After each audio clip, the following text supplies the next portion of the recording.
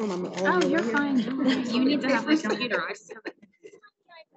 I know I have this big old computer.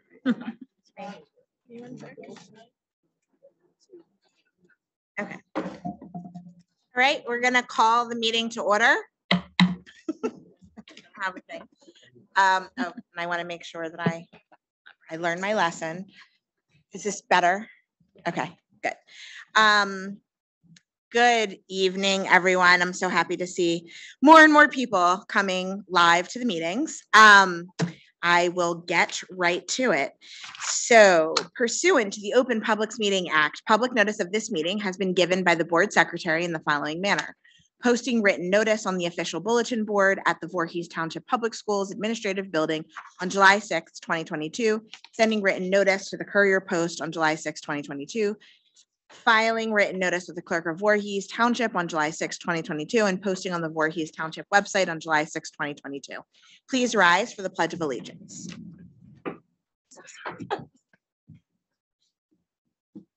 pledge allegiance to the flag of the United States of America and to the republic for which it stands, one nation, under God, indivisible, with liberty and justice for all.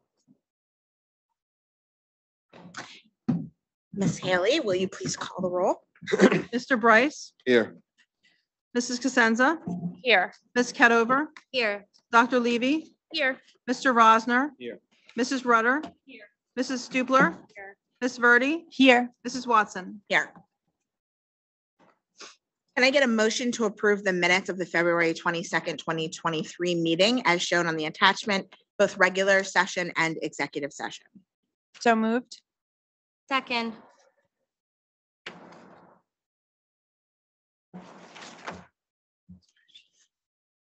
Online voting is open.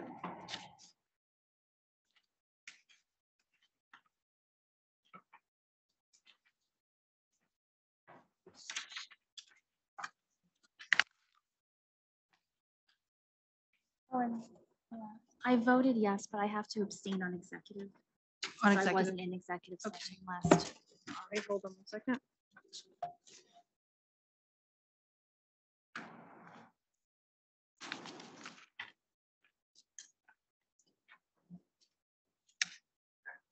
Julianne? Ms. Verdi, are you having trouble? Thank you.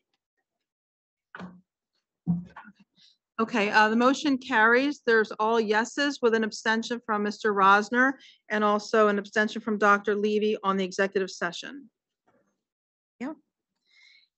The fire drills and safety drills are shown on the attachment, as is the HIB report and suspensions. I don't believe we actually have any open Oprah requests. Is that correct? Yeah, okay. Board secretary report. Thank you. I'll start with the first item, which is our annual audit. Out for the public was a report called the Summary of Audit Report. Our audit is done every year. It's referred to as the Annual Comprehensive Financial Report, or I guess it's the acronym is ACFR. And there's also a management report. So all board members were copied on this. This is the audit, or the ACFR. This is the AMR, which is Auditor's Management Report. These two documents will be uploaded after the meeting to the Department of Ed, and every school's audits are available for view at the New Jersey Department of Ed Finance website. So everything will be out there. What is done is every year we have Bowman and Company perform our audit, and they give an opinion. It's a standard audit opinion that they provide at the end of the audit. They're looking for internal control issues and just that the financials are presented properly. So we do get a clean audit each time. Typically, we don't have any audit recommendations. This particular time we did, and I will address that in just a minute. I want to go over some of the things in the audit. In the summary of the audit, it shows our financials, and it shows the balance sheet. It shows pretty much the income statement, our fund balances, and the audit recommendation. And the audit recommendation addresses food service. And again, I will talk to that very soon. Okay, in looking at the audit, there are certain things that I always can't wait to see. And one of them is what's the breakdown of our fund balance. So that is Exhibit C1 in our audit itself, and it tells us each year what our capital reserve is, what our emergency reserve is, our maintenance reserve, and how much excess surplus has to be applied to the next school year. The other thing that's in there is our enterprise funds, and our enterprise funds are made up of food service and community education and recreation, which is CER. Those two funds are not budgeted funds. They're called enterprise because they're run like a business. The revenue is generated by the operations that they do, and they have expenses that offset it. The goal is to become profitable or break even, not to lose money. The history of food service, if I go back in time, we had a loss in 2018, 2019, 2020. In 2021, we had net income. In 2022, we had significant net income. So that leads me to the audit recommendation that was made, and many schools received the same audit finding or recommendation.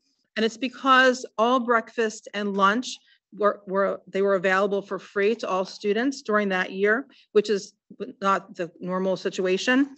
So our participation was increased and our reimbursement was higher than normal. And in doing so, it generated cash. So there's a calculation that the auditors must do, and they calculate what your monthly costs, your monthly expenses are in the food service area. And you're allowed to have 3 times that number in your cash amount in your bank account. And we had more than that. We knew that going through the whole year. My assistant business administrator would monitor it every month, and we would look at it, and we knew that it was coming out higher than the amount. And so I'll find my paper on that. So what we did is we consciously spent some of the money, which is what you're supposed to do. There was a memo that came out from the state that told you what you could spend the money on, and most of it is equipment.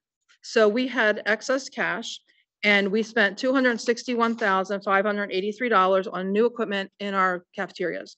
And how we did that is we surveyed the cafeteria managers and the food service director, and we were in need of a lot of equipment. So we got 7 new ovens, 1 refrigerator, 4 refrigerated cabinets, 4 countertop refrigerators, 1 dishwasher, 8 dishwasher racks, 2 heated cabinets, replacement shelves for an existing heated cabinet, 1 hot food serving table, 1 cold food serving table, 4 transport carts, new AC equipment for Signal Hill. After spending that $261,583, we still had an overage of $342,852.90.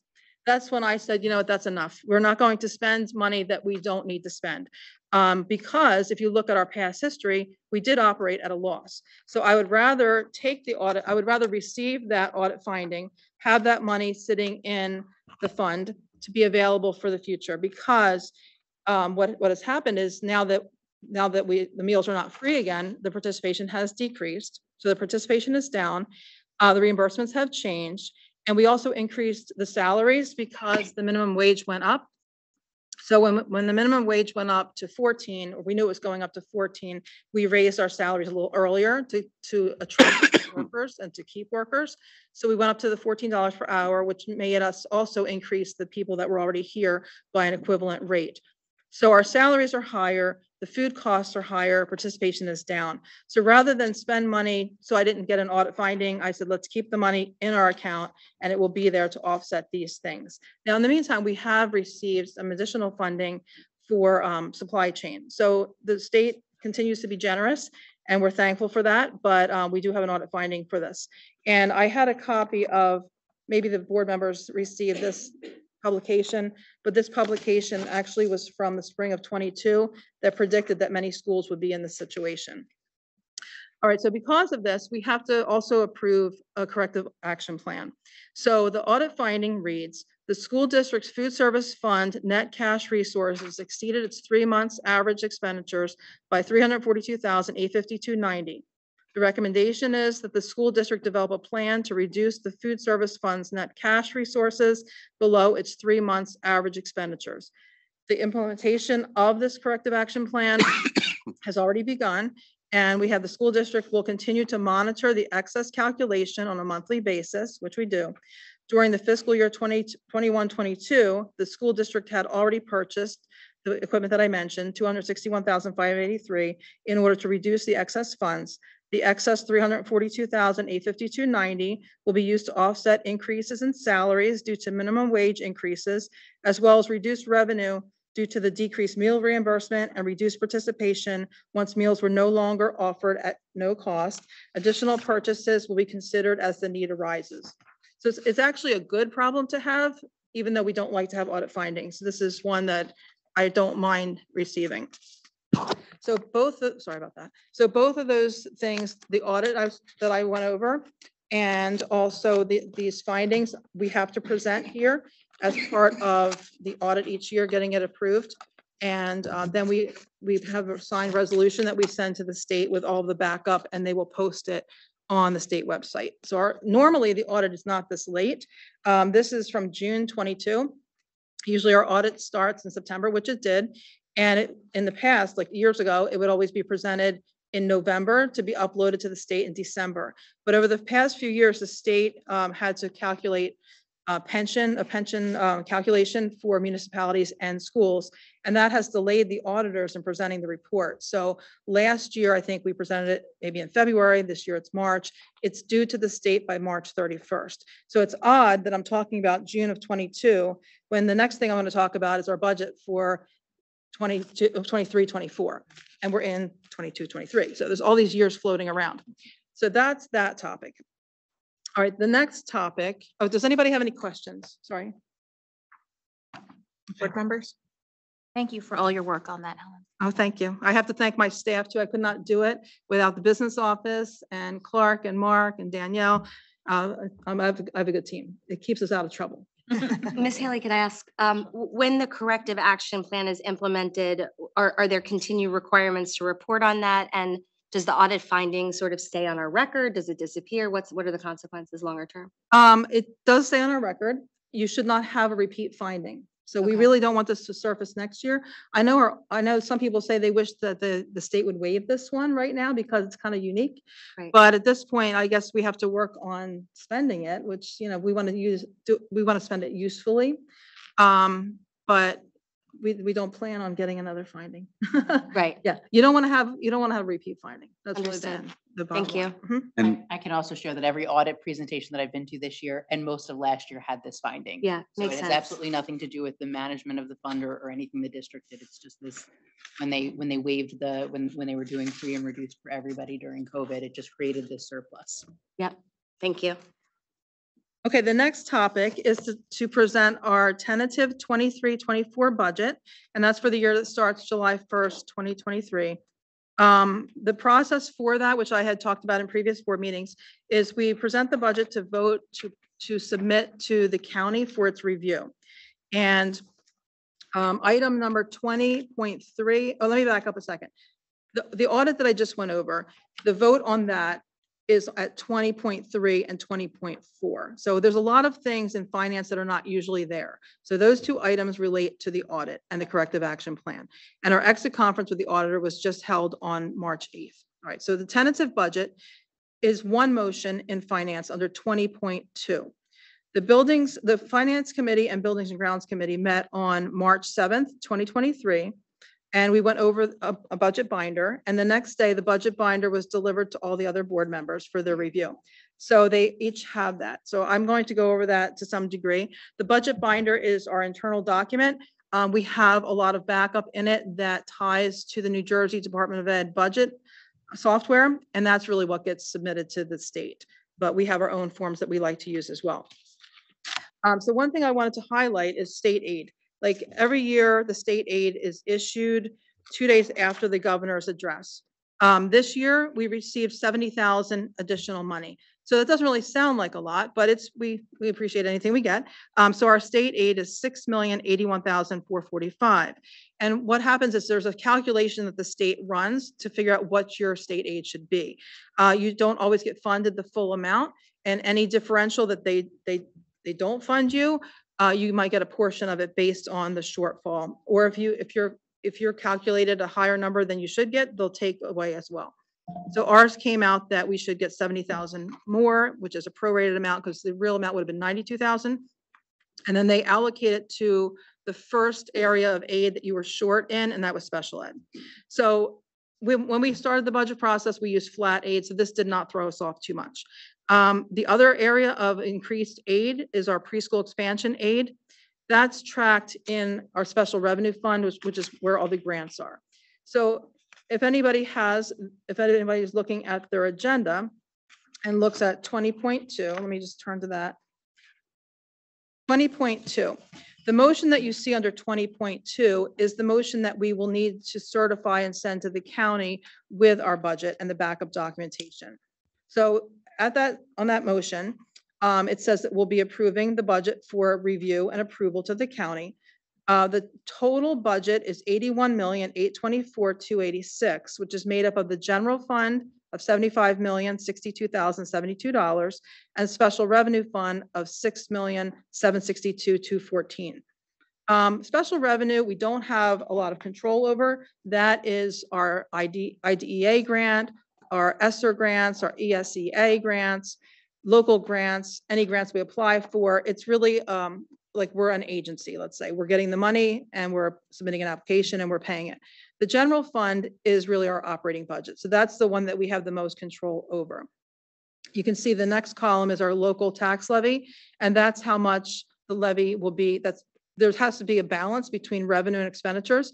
So of the whole budget of 75 million for the general fund, 51 million comes from the local tax levy. Now we also have to balance that budget, as I was saying. So in order to do that, there's a revenue side that's made up of local taxes, state aid, fund balance, and withdrawals from reserves. So we talked about the local tax levy. That's an increase of 2%, which is what we're allowed to increase without any kind of additional spending adjustments. And the local tax levy goes up $1 million, $1,881,189, which is 2%. And we'll talk about the impact of that a little bit later. The state aid is $6,081,000, which is only an increase of $70,000. And there's some other miscellaneous expenses. Each year when the auditors are here, they do a calculation of our fund balance, and any surplus that doesn't go into the reserves has to be used in the future year. So that was $1,113,000. And then again, there was another calculation this year in the budget software that during COVID, the calculation of fund balance had to be 4% of your budget just to make sure you had a reserve for any unknown expenses. That was now reduced back to the 2%. So we now apply that to the budget as well. So that was 1.9 million. Those are not mentioned in the motion itself, but it's part of budget. It's part of balancing the budget, and it is in the state software. But the things that are in the motion are the use of reserves. So we have the approval, again, back to that motion 20.2. There's the approval of capital reserve account withdrawal. So there's a long range facilities plan, which is on the agenda at 20.16. We update that from time to time. And the way that works is any capital project that we have out there, whether it's a roof or new floors or bathrooms or doors or windows, we put that into the long range facilities plan and we get it approved. You can have a reserve for those projects up to 60% of that long range facilities plan. Ours has been running about 20 million, our reserve, 21, 25 million. We're proposing to withdraw $13,634,000 from that capital reserve. So the projects have to be detailed. They're all detailed in the statement of purpose. So those projects are made up of, as it says here, replacing windows, exterior doors, interior doors, renovating a media center, upgrading playground equipment, LED lighting, installing security cameras, repaving a parking lot, refurbishing restrooms, replacing carpet with hard surface flooring, conversion of this building to municipal water and sewer, which we've been trying to do for the last 2 years, and construction related to preschool expansion, which is 11 million. So the biggest piece of this is setting aside money for the preschool expansion classrooms of 11 million. So the aggregate of that is 13,634,000. We also are withdrawing from our maintenance reserve 400,000, and that goes to offset any required maintenance that's in our budget. And the third withdrawal, which we haven't done since I've been here for 4 years, is the emergency reserve withdrawal. And there's only limited reasons you can take money out of that. And we have a little over 400,000 in that reserve. But there's items on this agenda in 20.12 and 20.13 for keyless door access. And that's a safety feature. So you can withdraw money from the emergency reserve for increases in healthcare or safety and security. So we would like to install a keyless door access system and video, I guess it's not surveillance, video cameras at the entrances throughout the district. So the estimated cost of that is $300,000. We have that in our district partially right now that we're using for our CER program. So we want to build upon that. And also the software that we use for that is called OpenPath. So we would like to use that same software. So in doing so, we need a board approval to say that that's like a proprietary item that we want to include in our bid specs. We can't just go out and use the same company because we used them before, because our first project was under the bid threshold of $44,000. But because this is over, we need to go through the bidding process, and we're getting approval, or we're putting on there for approval to stay with the OpenPath system from any vendor that would include that, because it fits in and integrates with our current system that we have. Okay, so that's pretty much all the pieces of the revenue side and this motion. The motion also has to include a travel budget. Now, travel is not just driving around somewhere. Travel includes professional development. So we also always have to set aside money for professional development. Anything that's over $150 has to be board approved. And travel includes the professional development fee, the mileage, the tolls, parking, and so forth. We don't usually surpass the budget that we put in there. So that's that whole section. In the binder that we gave to the board members, it details our appropriations by line items. And it gives analysis why things went up, why they went down, just a whole background on it. It talks about the revenue, what makes up our revenue, and that most of our revenue is tax levy, then from state aid. But we also have a budget fact sheet. And with the budget fact sheet, it shows that our general fund budget is the 75 million that's in this motion, and that's an increase of 21% from last year. But the tax levy piece is 2%. And again, that's the amount you can go up. Some people talk about banked cap. Are you going to use your banked cap? That just means there's certain things that will allow you to go above the 2%, but that's really just a capacity. That means your taxes would go up higher. We don't want to do that. We don't need to do that. So we have used the 2%. The good thing is the ratables have gone up. So when ratables go up, the 2% is calculated against, is spread out further on the ratables. So a 2% increase on our tax levy and our budget is not a 2% increase on the tax rate that the taxpayer pays. It equates to a 1.2% tax increase. So on the average house that's assessed at $262,460, that would be an increase of $49.09 per year, or $4.09 per month. So it's a 1 cent 81, I guess how you say it, like 0.0187 cent increase, so less than 2 cent increase, which is 1.2% of the tax rate. The other things that we included in our binder for the board is a detail of our technology budget, detail of our special ed budget, all the construction projects that are listed on this motion that I mentioned with the description from the capital reserve and the the emergency reserve. We also gave them long-range facilities plan and a listing of the grants that we have that are included in our special revenue fund. So I would say that, I forgot, I wanted to tell you some more things. Okay, the budget itself, and again, when you're balancing a budget, there's some things that are tricky in that if your tax levy is only going up 2% and you're getting flat aid, which we pretty much got flat aid, you have to come up with the difference elsewhere. Like also our medical insurance goes up, contractual salaries go up, so you have to balance it. And then you balance it either by cutting something or using some of the reserves to offset the other costs. Also, CPI is 5.86 this year, so our transportation contracts are permitted to go up by that amount. So there's a lot of things involved in balancing the budget. The budget includes some new positions. The new positions in there are a speech therapist, changed from part-time, a BCBA behaviorist, supervisor of special education, which will be funded by IDEA, which is the special revenue account, director of early childhood education / literacy, which is partially funded by the preschool aid, preschool intervention specialist, which is funded by preschool aid. Some of the positions that I'm mentioning for preschool are required once you hit a certain number of students in preschool. 2 professional development coaches, 2 elementary Spanish teachers, special education teacher for the autism program, and an ESL teacher. As I mentioned, our preschool expansion is growing. That's in our Fund 20 special revenue. We have budgeted, there's also on our agenda today is to submit the budget for that as well. We had projected 305 students, 20 classrooms, and we received state aid accordingly of 4.8 million. We also have to transfer money from our regular budget into that. Because we have to account for inclusion students. The preschool expansion aid does not cover inclusion students. It covers the gen ed students. So our budget must be transferred into the preschool account for that. Construction projects, as I mentioned, have increased, and that's the 11 million that we're setting aside for preschool expansion classrooms. And that's being funded by withdrawal and reserve funds. So there's not a bond referendum going out.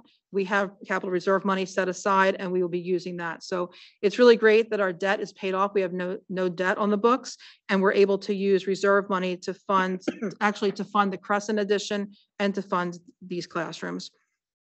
As I mentioned before, we're using reserves of 13.6 million for capital, 400,000 for maintenance, and 300,000 for emergency. Does anybody have any questions on the budget? Oh, and also we will be having a public hearing on the budget after, like, it gets submitted to the county. They review it. They get back to us in April. We do an advertised budget, and then the public hearing is at our May 3rd meeting. So that's when we present this again after county approval, and then the public can have feedback and we vote on the budget at that point. Sorry, is there any questions from the board? Yeah, excuse me. On 20.12 and the resolution associated with it, is now a good time to ask some questions about that? Sure. Okay. So, you mentioned that we have the system at Crescent and it's working with the other systems, and we want to use that as sort of the requirement for that bid. Are there any other like products that have similar functionality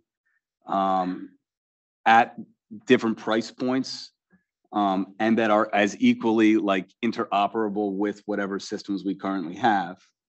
And secondly, does it address any other security concerns that or gaps that the district might have? Would it cover that, or would there be another piece of technology that we would need to sort of cover any other gaps that have been identified? I checked on that. I have documentation on that, but I checked with our with our director of technology and also our buildings and grounds people. And this system integrates with our existing video surveillance system that we already have. And it matches the existing software and hardware systems that are already installed in the building. So that way it just kind of piggybacks onto what we already have rather than starting over and having something that's not integrated. We also checked with the vendor, and there's certain patented features that are not present in a third-party smart reader. So this just integrates properly with what we already have invested in. So it grows the system rather than starting over. And just one more, do we know what the competitors have and what the cost to start over would be with that piece of technology? I'm not a technology person, so I really rely on. Or if there's data to take a look at that, or a presentation on how we got to, this is the vendor. I'm not sure, like Mr. Taylor, I don't know if you can add to any of that, or if that would be for another time. Yes.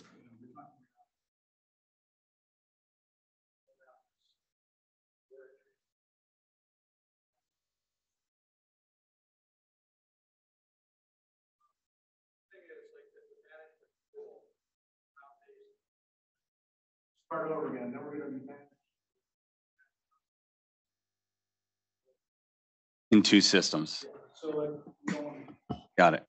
Can I ask a question as well, in regards to the keyless door system as well? Have we ever had a security audit looking at our school security systems, and have we considered that when we selected some of the processes that are in place now, and the software and the things that are in place now? Have we had outsiders take a look, or have we kind of piecemealed it together ourselves? Well, I don't know if this is on.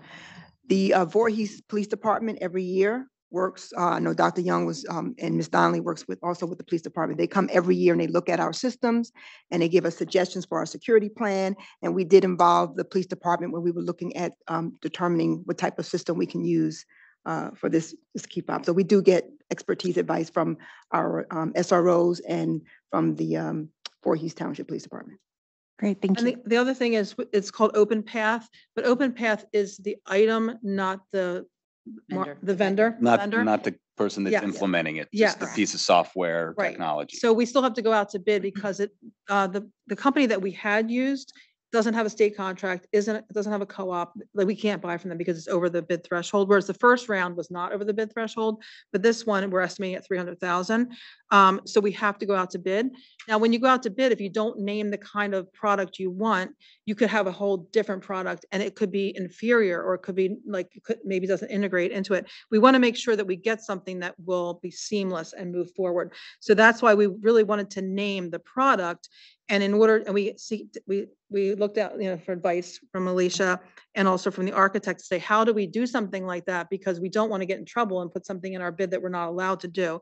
And the answer was to have a motion on here to approve, to put a brand name product in the bid specs to go out to bid. And anybody that is a vendor of that product can bid on this, but we want that product so it interfaces with our system. Thanks. Any other questions on the budget? I have one more question on the budget. Under school supplies, I noticed there's a 50% decrease. And there was a note about how last year's budget had a much higher amount, and then we didn't end up using it, and maybe it was too high of an increase. Can you just provide a little background on what happened there? What we did last year is we looked at thorough and efficient budget that the state puts out on like what the per pupil supply number should be. And that's more than just classroom supplies, it's supplies for the whole school. So we allocated that amount within each school's budget, and it really was an increase to a lot of the schools. And it worked out well, but there was more there and there were needs elsewhere. So this year we said, well, we're just going to change that based on what was spent so far. So it's not like they're losing the money, it's just getting put in a different area. But we did not need that for the supplies. It just was too much, actually. The last year was actually a larger amount than they had the year before. And again, it's just moving the money in different accounts. Thanks for clarifying. Should I go to the next topic? Okay. The next topic is FVHD projects, and that's our architect of record. Again, they're already approved to do these projects for us, but when they're over a certain dollar amount, we want to put them on the agenda. That way they get approved. And these items are also on the agenda further back. So it's parking lot expansion at Crescent, 49,000, and that's really for their fee in doing that project. And most of it's engineering. Barrier-free site improvements at Voorhees Middle School. That's to cut into the curbs. There's certain areas where there's not a cut in, where maybe a wheelchair can't get up or something like that. So we had that studied, and we're gonna do that project. Sanitary and water service at admin. Here we have a septic. We'd like to tie into the sewer system, and they're going to do that project. And the pre-K expansion study is also one of the items. The next item is our BCIP JIF awards. And I mentioned before that we received the award of Safety District of the Year from our joint insurance fund. So we received money, but each year they have us decide whether we're going to take the money for safety items this year or roll it over. We're choosing to roll over the 5,500 that's tied into the safety portion of, I believe we got 8,500 in total. But this 5,500 we're going to roll over to next year and get a bigger item out of it. And I believe that's all I have. So thank you for your time. I appreciate it. Thank you. Thanks. Superintendent report. Hey, thank you very much. Good evening, everyone. And just for the record, Ms. Hale, I just want to say what a wonderful job that you and your team do. Absolutely phenomenal work with our budget. So thank you for everything that you do. So again, good evening, everyone. I just have some updates here this evening. There were no outstanding questions from our last meeting, so I'll get right into my report. First, update on the assistant superintendent search. We began the search by interviewing 4 candidates, and then we narrowed it down to 2. The second round interviews were held on March the 2nd with our 2 finalists. And the second round of interview consisted of 3 parts. First, the candidate had a maximum of 25 minutes to present a 60-day entry plan. The second part, the candidate had a maximum of 15 minutes to respond to a memo that required them to prioritize 15 fictitious district needs. And then part 3, the candidate was asked additional questions by the interview committee. The committee has selected a candidate, and a resolution appears on tonight's agenda to submit the candidate's employment contract to the county office for approval. Update on our interim principal selection at Signal Hill Elementary School. We have placed an interim principal for Signal Hill Elementary School on tonight's agenda. Miss Lou B. S. Key Hutmaker, did I do it right? Okay, she's over there in the royal blue jacket, has served as a middle school and high school teacher. She has served as an assistant principal at both the junior high and high school levels. Before retiring, Miss Lou B. S. Key Hutmaker was the principal of Orange Avenue School in Cranford, which had over 800 students in grades 3 to 5. So she is on the agenda tonight to be the interim principal at Signal Hill Elementary School for the months of April 1st through June the 30th. And now an update on the Signal Hill Elementary School principal search.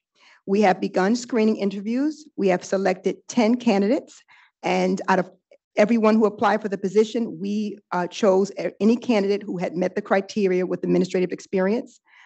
So that ended up being 10 candidates. We started the first round of screening interviews yesterday. We screened 5 candidates. The additional 5 candidates will be screened next week, and our hope is to narrow the pool down to 3 candidates to move to a round 2 interview process. I attended the middle school performance of The Lion King this past Sunday at 3 o'clock, and it was one of the most amazing performances that I have ever seen.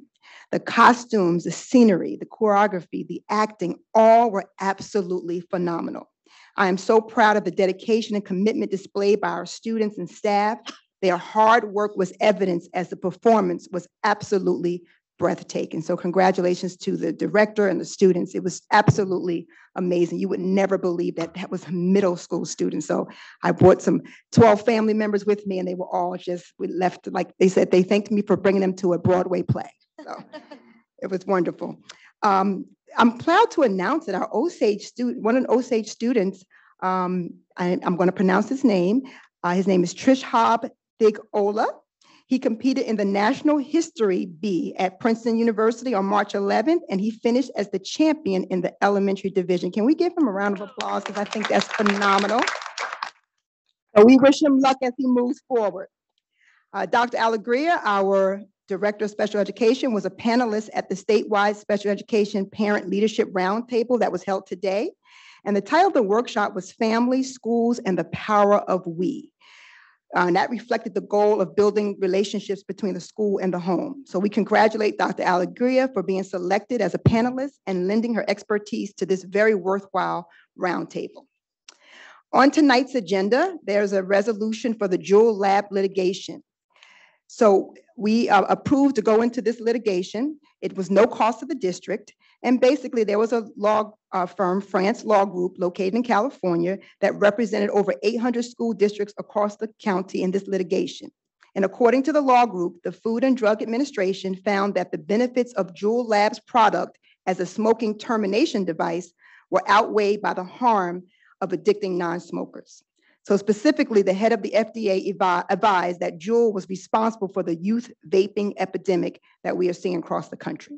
So our district participated in this litigation, and on tonight's agenda, you will see that there was a settlement agreement, and the district will receive funds for being a part of this litigation. The funds can be used to install vape detectors.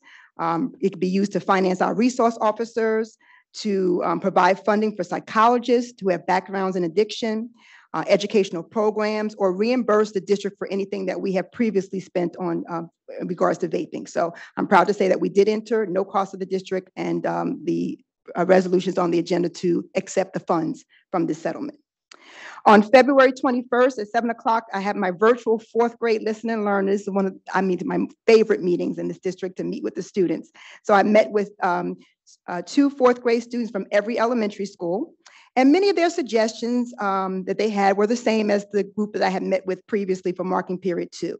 So they want after-school programs such as coding, gardening, robotics, and STEM. So the superintendent's cabinet is looking into the cost of having clubs in our elementary school. The cost would include stipends for staff members to run the clubs, and of course, transportation, because we have to make sure that every student who wants to be in the club can, and we can't let transportation be a barrier. So we are looking at that kind of funding, and Ms. Haley, if she can make it work, she will, because she's just dynamic. They also want a student council in their elementary schools, which I thought was a great suggestion. So will be part of the clubs that we're looking into. And they wanted more menu options for lunch. So our vendor created a survey after my group 2 meeting, my marking period 2 meeting, and that survey was given to all students in grades 4 to 8, and they have until Friday to complete the survey, and that's going to provide our food service vendor with what our students want. And so we are going to be very reflective of what our students say and make sure we try to give them what they want. And I also had my 5th grade listen and learn meeting on February 28th. And again, 2 students from every school. They pretty much had the same suggestions as my previous group, after school clubs. They want more time for lunch, which is something I understand, and I'm working with the principals to maybe we can have 2 lunch lines to make the serving faster. I can't give them more time in lunch, but maybe I can get them more time to get out to recess. So we're going to work on that. They also had some new suggestions. They wanted more recognition of Hispanic Heritage Month. And they also want to serve as helpers for new students. So the 5th graders want to help the kindergartners and 1st graders, which I thought was great. So we have a new DEI committee, Diversity, Equity, Inclusion Committee in the district. And part of that committee is to ensure that we have cultural recognitions across the district and kind of common recognition. So we're working on that. And then I did share the suggestion with principals about having our 5th graders serve as helpers. So again, it's just so important to get the input of our students, and I am totally enjoying those meetings. So we had our first Diversity, Equity, Inclusion meeting, and those meetings are being led by Ms. Donnelly. And there were 16 members on the committee, and we discussed creating subcommittees and SMART goals. And I'm excited about the amazing work that this committee will do. They were just very excited about it was just a really good feel after we left that meeting, and everyone was so excited. We have some members here. Can you just raise your hand? We have a member from our DEI committee who serves on our DEI committee. It's made up of district staff, and also we partner with the Voorhees Township Diversity Committee. So it's really a great committee. We're going to do some great work. And Mr. Bryce, I'm sorry, Mr. Bryce is our board member representative. So thank you, Mr. Bryce. I had some school visits over the last couple of weeks. I love when teachers invite me to schools, invite me to different programs. So I just want to share a little bit of my visits because there's some wonderful things happening in our district. Ms. Rocco from Crescent Elementary School invited me to her class where her students met virtually with the author of The Captive. Her name is Joyce Henson. And Ms. Rocco has been doing this author visit for over 20 years. So Ms. Henson participated virtually in a question and answer session. And if you could see the questions that those students created, I said, Ms. Henson, you are great because those are some tough questions. So the students had to create their questions and the author sat there and answered every question one by one. It was really phenomenal. Then Ms. Beck from Crescent Elementary School invited me to her annual Black History program, and the students were amazing. You would go by and you would push the button and they would come to life and tell you all about the person they chose to represent. And I learned so much about the African Americans that they were portraying. So that was wonderful. Then our 5th graders invited me to Signal Hill Elementary School because they had a president's museum. Each student either became a president or a first lady. And if you went by them, they opened up and came to life and told you all about that president and first lady, and they were dressed in character. It was just really wonderful. So I just kind of wanted to announce some of my visits to the schools and some of the great things that we are doing in Voorhees Township Public Schools. As part of our ongoing team building initiative for our staff, I'm excited that we have 6 after-school fitness club classes, and they will run for 6 weeks, and they're led by our very own staff members. And I'd like to invite those staff members to our May meeting just to thank them for taking on this initiative. I'm actually taking one of the classes, and I did survive. It's a running class, and I thought maybe we wouldn't run until week 4. but the teacher did start running on day one. So, but I did survive. And also, Mr. Redfern has made 90 tickets available for the Phillies game on May 19th. So 90 staff members, including myself, will be going to the game on May 19th. So again, we just want to continue to build team and group among our staff members because we appreciate them so very much. I just want to announce that on July 3rd, it's a Monday, the district will be closed. It's the day before the 4th of July, and we're also closed the Friday before. So we're closed a Friday and a Tuesday, so it just made sense to close on the Monday, July 3rd. So we will be closed for those 12-month employees. We will be closed on July the 3rd. And my parent virtual workshop series, we're starting to come to an end. We're down to our last 3. On Thursday, March 23rd, Dr. Alegria and Donna Ross will present a workshop on special education inclusion. So parents, I hope that you will join that virtual workshop. And then on April 25th, our very own Mr. Taylor, Director of Technology, will present our district technology plan. So those of you who are interested in what the district is doing is regarding technology, please join his workshop on April 25th. The link for these workshops are online, but we also send them a reminder out the morning of each workshop with the link there. Okay, and I'd like to end my report by inviting Dr. Alegria, our Director of Special Services, and she's going to present just a very brief overview of our community-based instruction program, and that's CBI. All of a sudden I became very loud. And that's CBI. It's a wonderful program, and I just want the community to know a little bit about it, and it's just going to be a very brief presentation. Thank you very much. All right. So good evening, everyone. I'm going to talk a little bit about community-based instruction, CBI. You see it on the agenda today.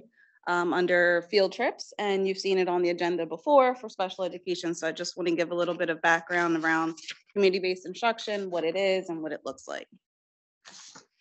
The community-based instruction is instruction outside of the classroom. Bruce, you can go to the next one, sorry.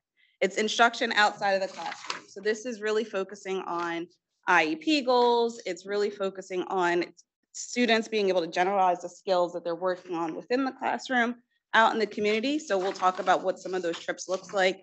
It's not necessarily just a field trip. It's not just a trip to the park, but it's really based off of IEP goals, and it's driven by those skill needs that the students have. So who attends our CBI trips? Those are primarily our self-contained autism and our multiple disability classrooms, both at the elementary and at the middle. Some of the trips are the same location. Some of them are a little bit different depending on the IEP needs.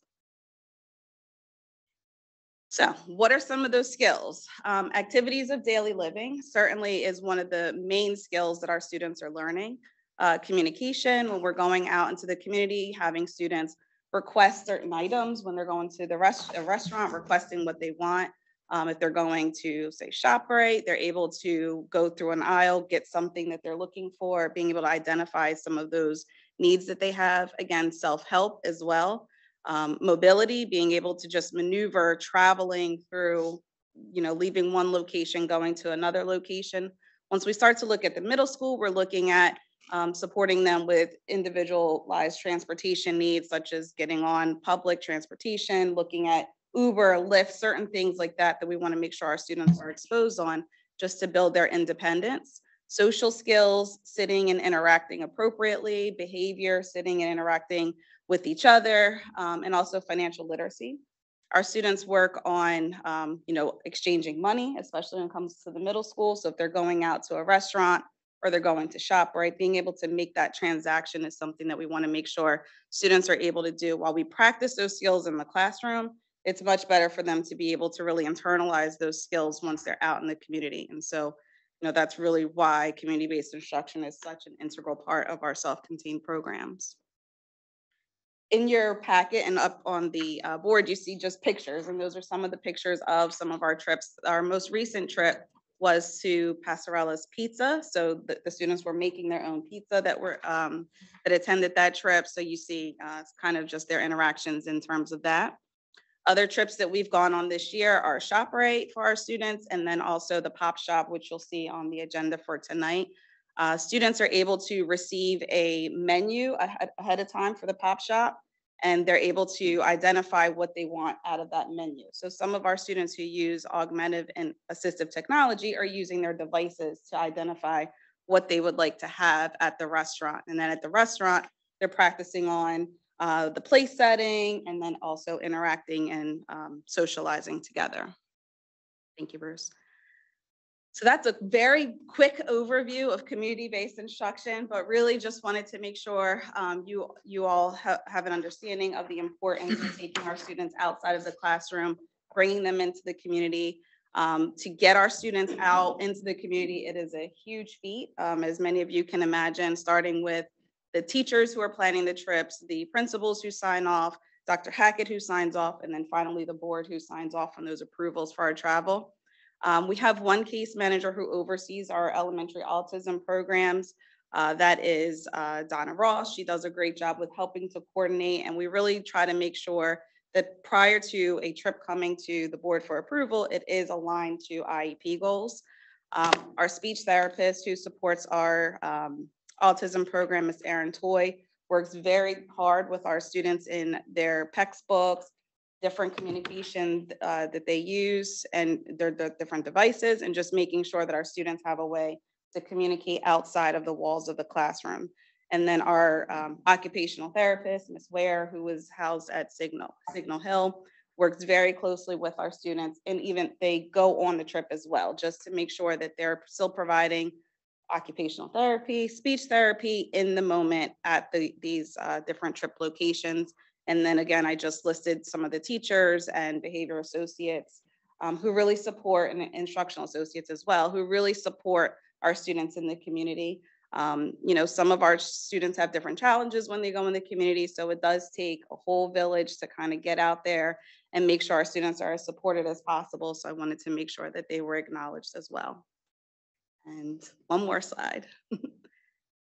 This is a little bit of a shift, but it still includes our self-contained programs.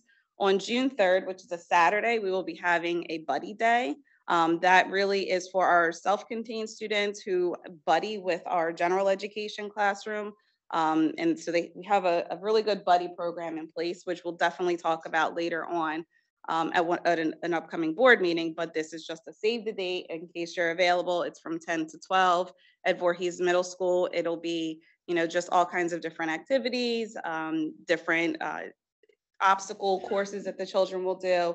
It'll be a really good culminating activity for our self-contained classes and their buddy classes that they've been working with. So I wanted to make sure we put that plug in there today while we're talking about community-based instruction. I believe that's it. Thank you very much. Thank you. Thank you.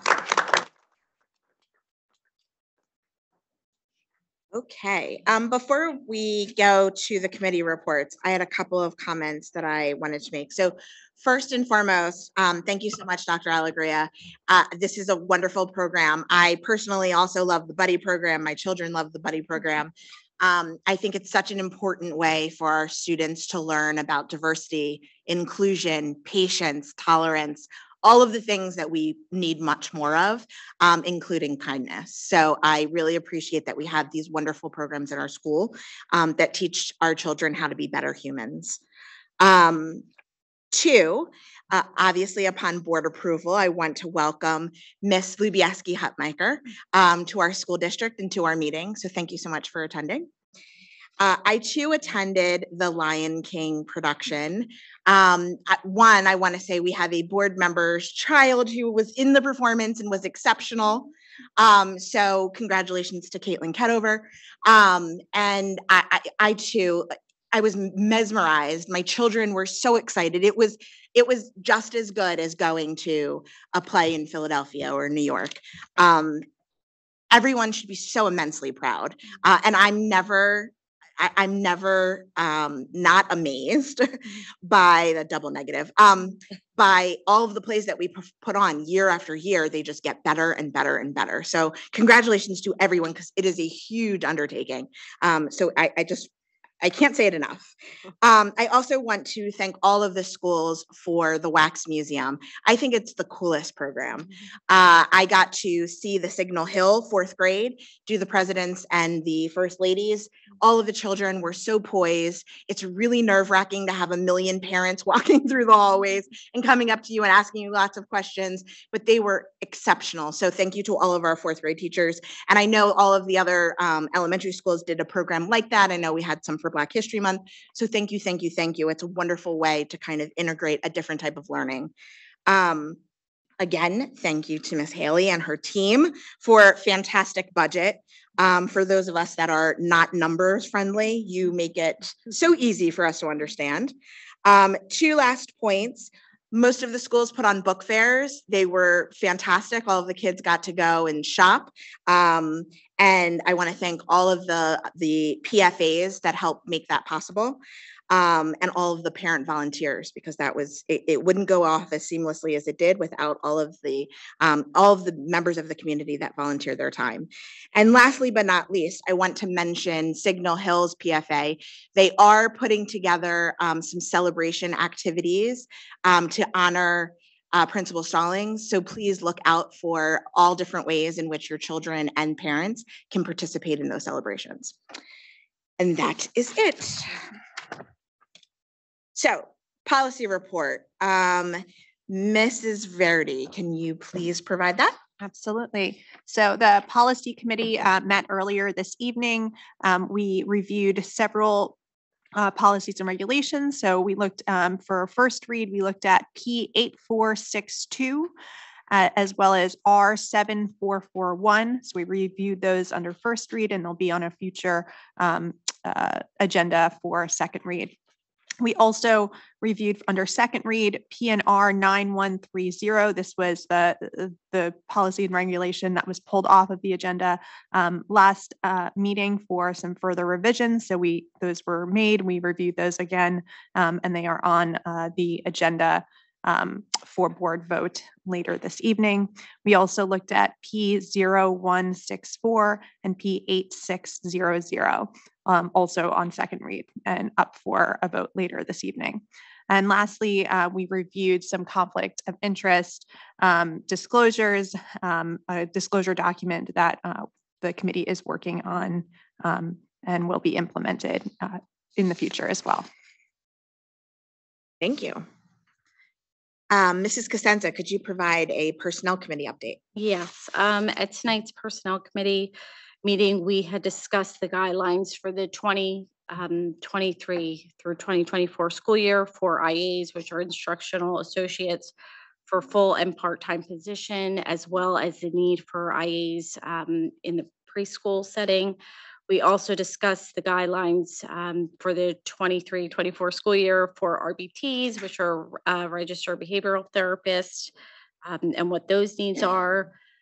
Additionally, we discussed and reviewed for approval the contract of the assistant superintendent and the contract of the business administrator / board secretary for approval to the Camden County Office of Education. Thank you. Mrs. Stupler, could you provide the Finance and Buildings and Grounds Committee report? Sure. I think Mrs. Haley did a great job summarizing both of those topics, so I will not bore you again, but I will, I said to her, we should be so proud that we have no more debt in our township, which is pretty amazing if you look at some of our neighbors. So we are so fortunate. We did pay off our debt this month, right? Yes. So that I think that's, something to be very proud of. And thank you, Helen and Danielle and all their staff who do an amazing job. And they did do a great job presenting everything last week to the Finance Committee. So thank you, thank you, thank you. I appreciate it. Thank you. I'm sure all our taxpayers thank you. So Thank you. it's something to be very, excited about. So thank you. Thank you. Audience participation. Anyone wishing to address the board, please approach the side table on the right and write your name and address on the login sheet. If you are attending via Zoom, please use the raise your hand feature to be acknowledged. While the board is limited in its ability to respond to the public on matters involving personnel, litigation, negotiations, and attorney-client privilege, the board will now hear comments from the public relating to the items on the agenda for this board meeting. Comments are limited to 3 minutes. The board will not take action this evening. You will be notified at some later time by letter, electronic mail, telephone, or in the context of a later board meeting of any action the board does take.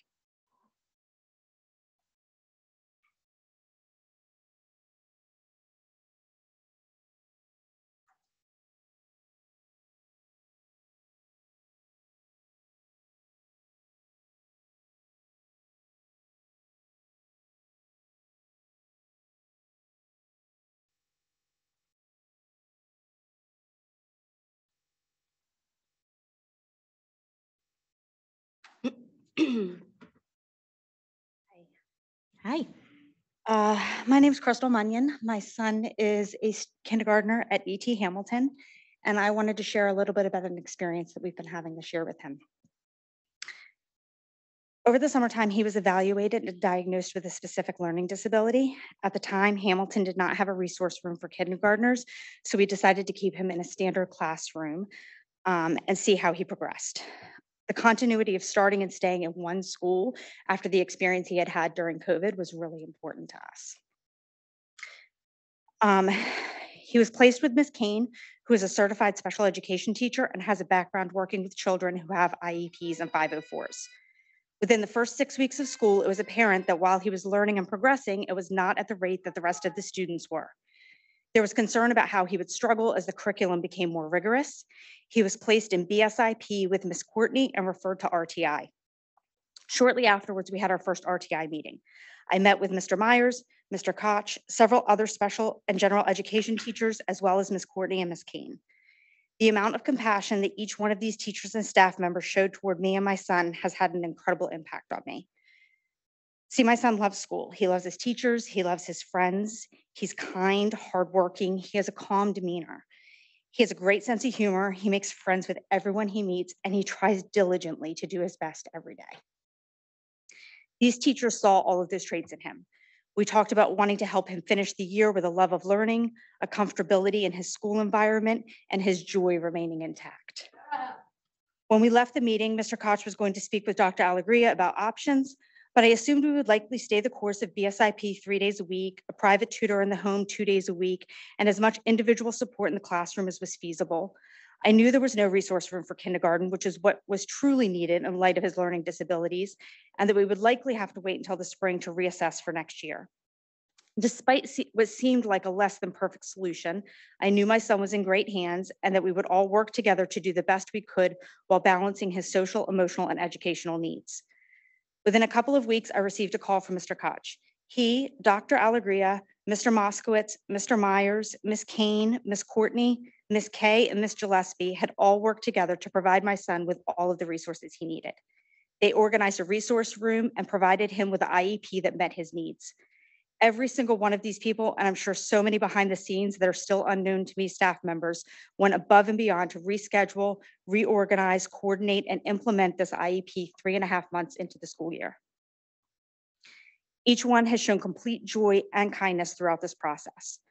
We bought our home in Voorhees because we knew we would be in a great school district to raise our son, but we definitely underestimated just how spectacular the staff truly is. I haven't been able to figure out a sufficient way to show my appreciation for how each and every one of them has so positively impacted our experience. They're amazing, highly educated, competent professionals who love kids and work every day to give them access to the best education we could ask for. We really are lucky to have them, and I hope we remember that. Thank you. Thank you so much.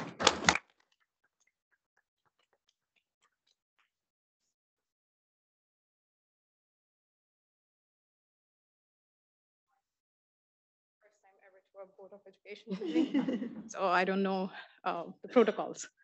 I'm here to request on the behalf of the Muslim community of the Voorhees Township to please consider allocating Eid holiday, which is a Muslim holiday that comes right after the month of Ramadan.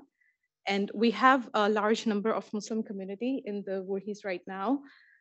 We right now have got a group together which is close to 70 families as of right now.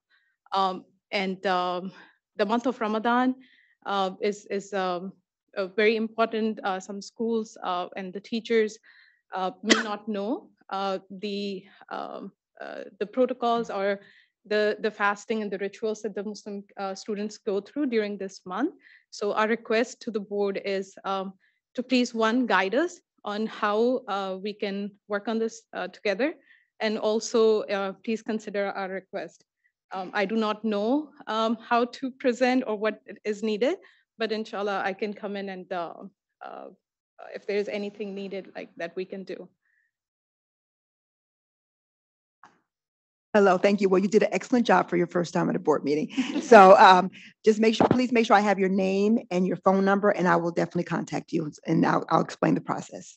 Okay, So much. thank you.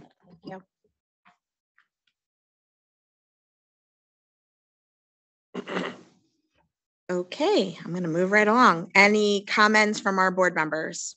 Yes, I do. Oh, can you hear me? Yes. Sorry. I just too wanted to thank Helen and her team for the thorough job that they do with the budget. Thank you. Welcome. I am on that committee, so I had the privilege of meeting with her firsthand and going over that with her. And, you know, again, if anyone has any questions, they can always reach out to Helen.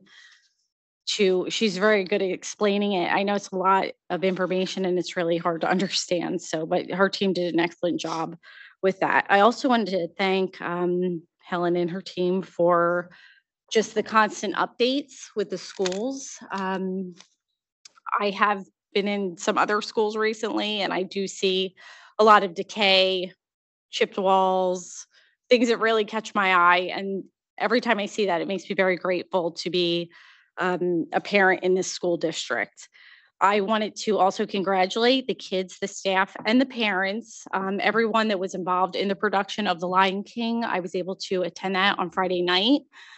It was a pleasure to see that a lot of kids that have graduated, moved on to high school, they actually bought tickets because they were excited to see it.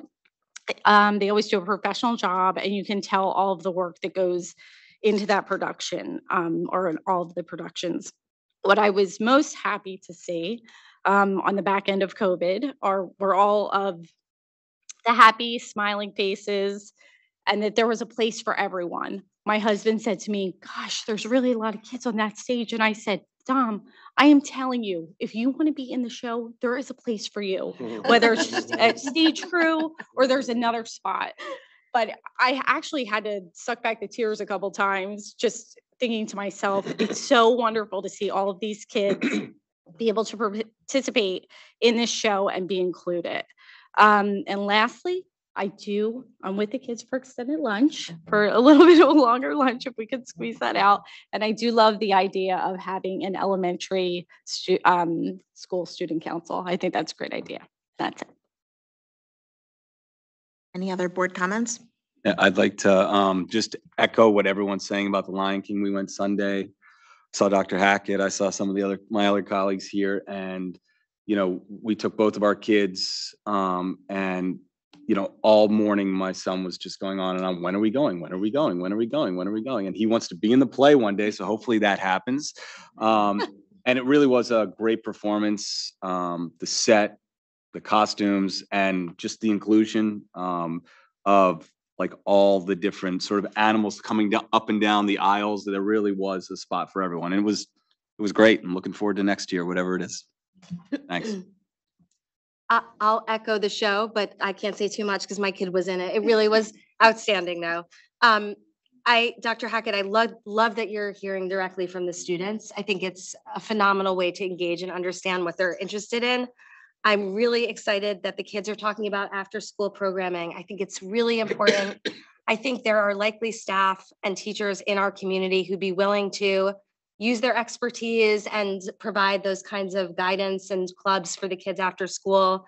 And I think, excuse me, I think it's a good way to enrich whatever education they're getting in the classroom throughout the day. And I really, really love the Helpers for New Students idea. Love it. My older one was a safety. I know that's not exactly what we're talking about. She was a bus safety when she was in 5th grade, but I think some sort of mentorship program that is a little more formal for 5th graders, for the kindergartners, is just a fantastic idea. So I hope we can work on that.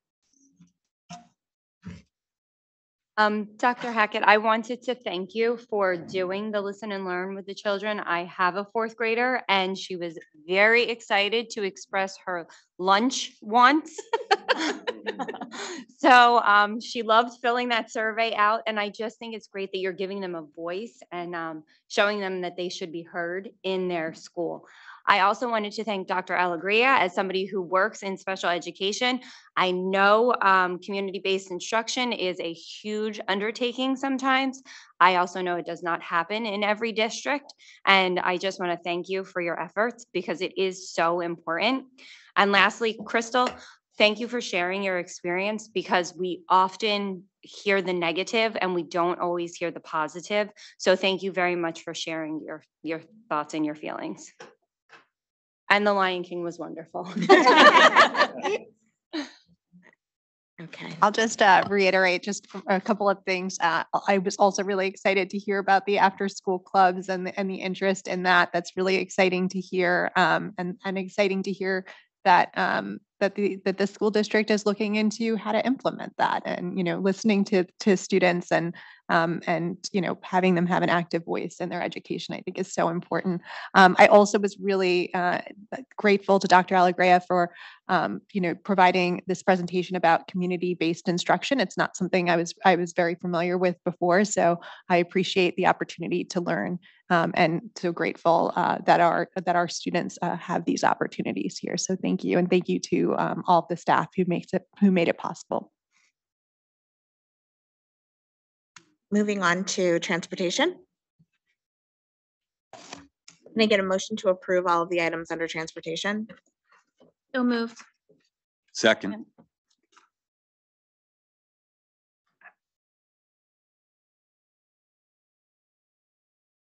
Online voting is open.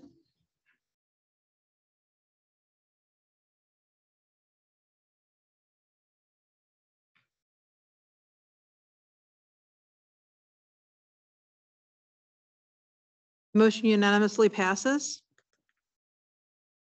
Can I get a motion to approve all of the items under policy? So moved. Second.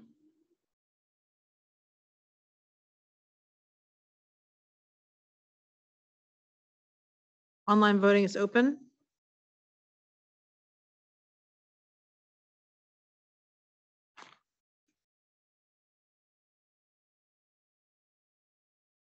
Motion unanimously passes. Can I get a motion to approve all of the items under personnel? Mrs. Watson, prior to doing that, I'd like to make a motion to defer items 14.2, 14.8, 14.9, and 14.22 till after executive session. Second.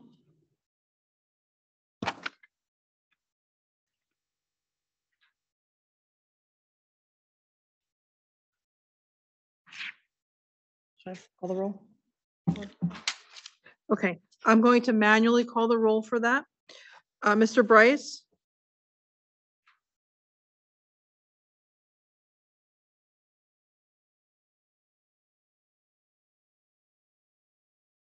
I'm just doing it on paper only because. Sorry, That's kind okay. of caught me off course. That's okay. I have to do it on paper because I can't splice out the So- personnel. Are we voting to discuss it further in executive session? We're voting to pull the items right now until after executive session. That's fine. Yes?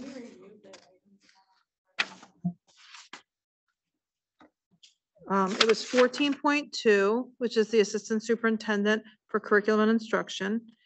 14.8, which is recommendation speech therapist. 14.9, recommendation Wilson tutor. 14.22 is resignations, ratifications.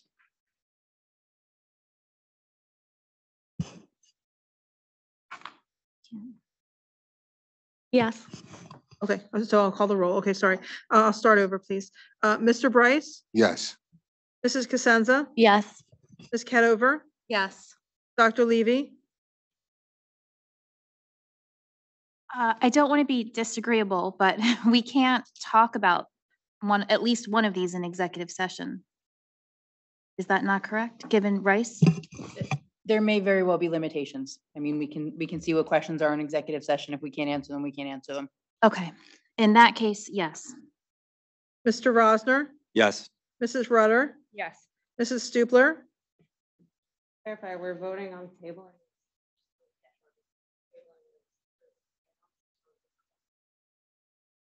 Ms. Verdi, Yes.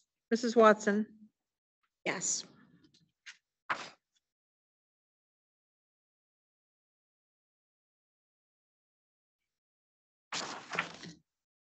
I guess we vote on the other ones at this point, right? The other personnel items? Yes. However, I do want to just well, we'll address it in executive session. So the remaining items, which I'm not going to be able to name the remaining me ones. to- I was gonna say, I think you probably do a manual motion then, just. Okay, call I'll on do the ma- specific items. You can do them all as a group, but just so that everyone knows which ones you are voting on. Okay, so I'm gonna just write them down as I'm saying it. Yep. So, we're gonna vote on 14.3, 14, oh, okay.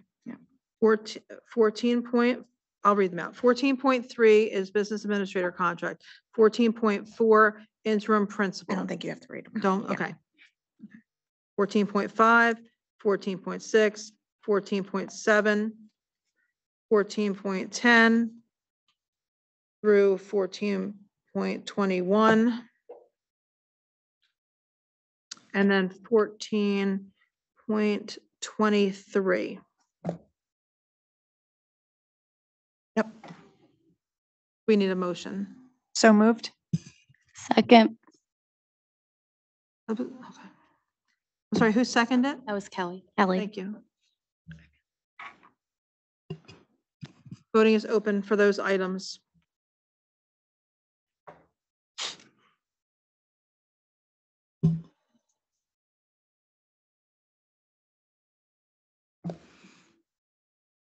Those items unanimously pass. There's no items under deferred action.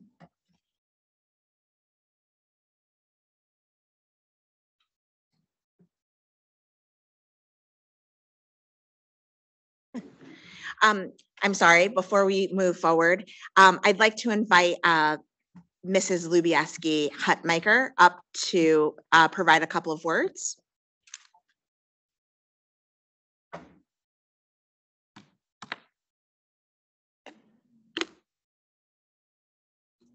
Good evening, and thank you so much. I just want to say thank you. I really look forward to this opportunity. I recently retired, and I'm excited to be back in an elementary school. It's, I think, where my heart, as I told the committee, I have a fifth grader myself, so I'm really looking forward to this wonderful opportunity and looking forward to working with the students, the staff, and the families here in Voorhees. So thank you for having me. Welcome. Yeah, Welcome. welcome. Thank you. Okay, no items under deferred action. Can I get a motion to approve all of the items under new business? So moved. Second.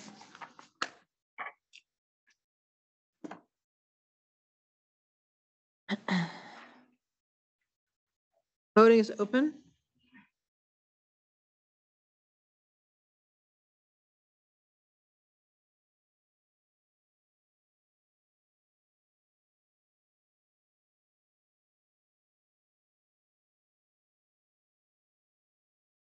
Motion unanimously passes.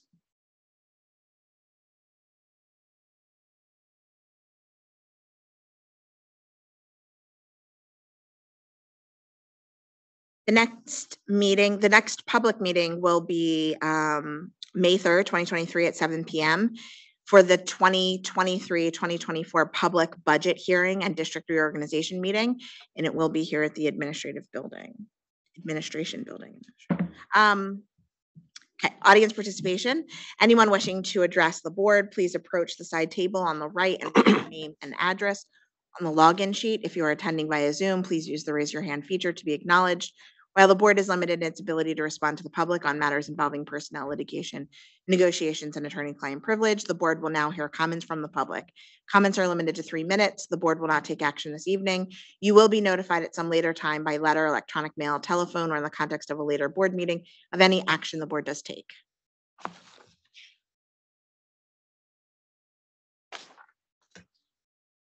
Any additional board comments? I have one, if that's okay. I neglected to, this is actually on the agenda. I did notice that there was a larger number of suspensions from students. Is that true? I didn't really go back, but to me, it looked like a very long list. And it just is concerning to me, knowing what is going on in our communities with just young children and mental health. So you don't mind just speaking to that, Dr. Hackett, if you could, or? Just an observation. Yes, I just opened the document and I see that they are all from our middle school and majority of them are for physical contact. Yeah. So that's just students who, it's not what we call a fight, but it's, somebody made contact, they put their hands on the other person, but it was stopped before it was a full-blown fight. But that's part of our issue that we're addressing. They had an SEL day at the middle school recently, which was excellent. And it's children attended workshops or different seminars about how to handle conflict. And so it was a really, really fascinating workshop. So I That in think that, response to like the large number of suspensions? no, they do it every year. I'm Right, not sure, okay. I would have to do a comparison about the number of suspensions, for the year. I'm not sure where this stands in the whole picture of things. I'd have to look at an analysis of that. If you're saying that you've seen, this is more than what you've seen in the past, I would need I to do an mean, analysis. I honestly didn't go back, but to me Okay. it looked like a longer list. Okay. And just, I know what's going on in surrounding communities with some young children. So Mhm. it's just obviously concerning to me as a parent and as an individual. So I absolutely will do the research, but Ms. Donnelly, do you have an idea about whether this is a little larger list than normal?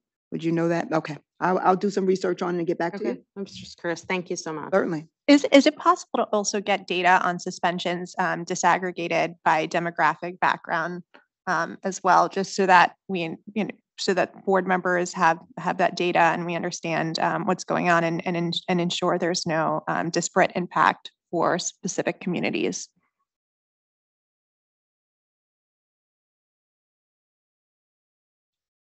I would definitely have to defer that question to legal.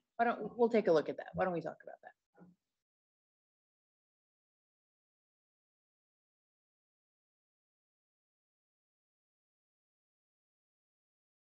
I have, I have one more question. It is also an agenda item, and since we're moving on to finance next, it's related to the ESSER funds. I don't know who can answer that, but my question is, I know that they expire. And I see that the ARP ESSER expires in September 2024. And I'm gonna say this wrong. Was it CIRSA? The ESSER 2 funds expire in November of this year. And I just wanted to know, maybe I missed it here. It looks like we have a balance that we can use. And I just wanted to know if that was earmarked and what it was earmarked for. I can answer some of that, and if I needed more detail, I'm going to defer to Danielle Tricano. All of our funds are designated. When we submitted the grant initially, we identified what we were going to spend all of it on, so I know it's all accounted for. Some of it is timed in a certain way, like there's definitely some mental health components and accelerated learning components that are for the summer. There is also 2 buses that were budgeted in the ARP ESSER funds because we want to have buses to use for like after school events or sports. So we have not bought them yet, but that's something we're looking into. So some of these things are just staggered in order to spread the money throughout the whole time frame of the eligibility period. But there's nothing that's going to go to waste or get lost. It's all accounted for. It's just a timing issue. Did you want more specifics? I can ask Danielle. No, that's fine. Thanks. All right, thank you. Great. Moving to finance, can I get a motion to approve all of the items under finance? So moved. I'll second.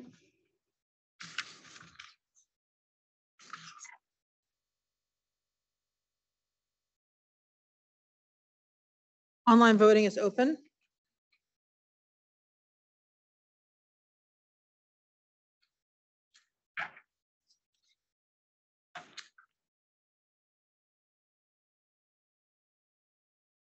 Motion unanimously passes.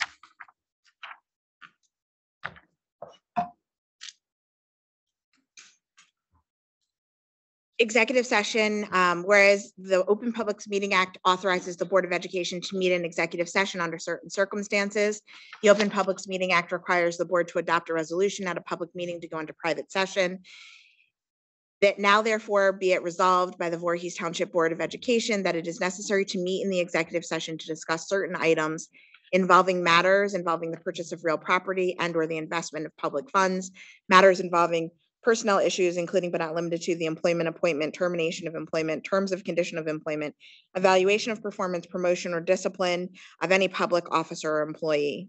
Be it further resolved that any discussion held by the board, which need not remain confidential, will be made public as soon as feasible. The minutes of the executive session will not be disclosed until the need for confidentiality no longer exists. Further resolved that the board will not return to open session to conduct business. I'm sorry, we will. Just kidding. We will, and we have to handle the outstanding issues under personnel. So we will return to open session and conduct business, and we will take additional action. Can I get a motion to adjourn to executive session? So moved. Second. We expect, while we're voting, we hope executive session will be 30 to 45 minutes. I hope it won't be on the longer end of that. But you're welcome to leave if you do not want to stay, or you're welcome to stay as per usual. Yes. Wait for Ms. Cosenza. Ms. Cosenza, can I put in your vote? Can I What's put in your vote? Yeah. Okay, thank you. Motion passes.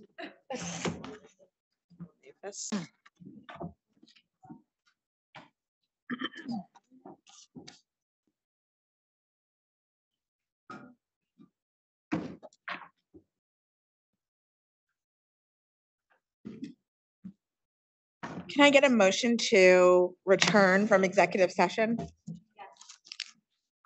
Second.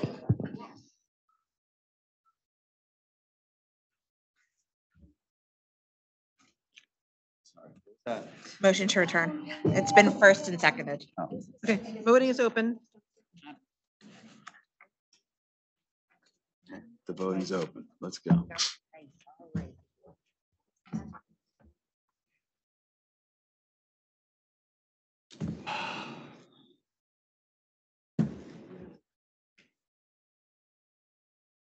Maureen and Randy? Yeah, they're still logging in. Okay. Sorry. I'm sorry. Okay. I'm good. I've got them if you want me to. Oh, perfect. Mrs. Okay. Stupler, do you want me to just enter yours?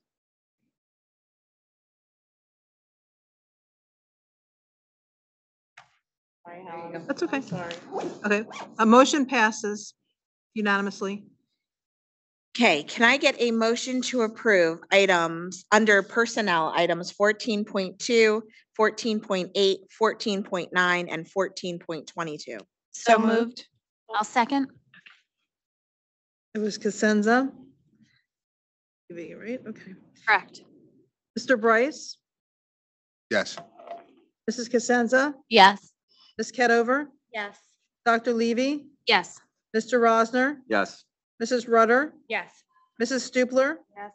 Ms. Verdi, Yes. Mrs. Watson. Yes. Motion passes. Can I get a motion to adjourn the meeting? So moved. Second. I was gonna say nobody. All in favor? Aye. Take him. What's that?